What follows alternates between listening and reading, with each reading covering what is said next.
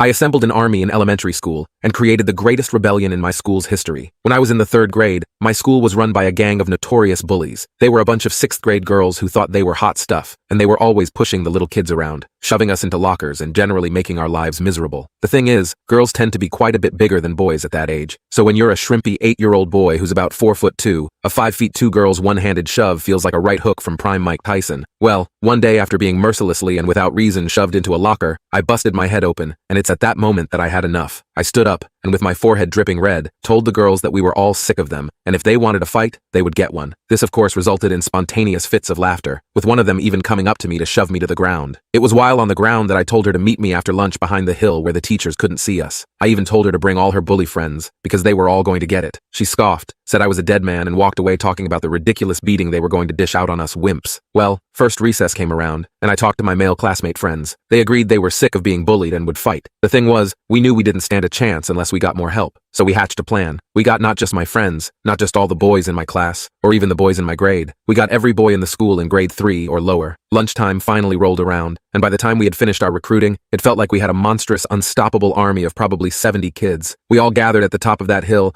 and I felt like Alexander the Great marching into Babylon. We all waited for the girls to show up, and thankfully they did. Well, as soon as they saw us, they all turned white. They literally froze in place looking at us, and I saw them turn around looking to leave. However, we didn't even give them a chance. Instead, we just charged down that hill at full speed. 70 kids were charging at them full speed, some as young as 5, all of us screaming our heads off with our fists in the air. We felt like the heart of the French Revolution, and the second we reached those girls, it was glorious. We didn't slow down or stop to fight them. We simply ran through them. They all screamed as they were being bounced around like ping-pong balls by the stream of little bodies throwing themselves at them. Every single one of them was knocked down, and as I was standing over the screeching girl who shoved me, watching her get pummeled repeatedly by tiny fists and feet, I felt a great glory wash over me. By the time the battle was done, I felt like a Viking leader, watching the enemy get up and flee the scene in tears. Unfortunately, life wasn't sunshine and rainbows after. All the boys in my class were called into the principal's office, and 8 of us were given week-long after-school detentions. Luckily for us, our teacher was extremely chill. She knew about the bullying, and let us just bring in snacks and watch movies for the entirety of detentios.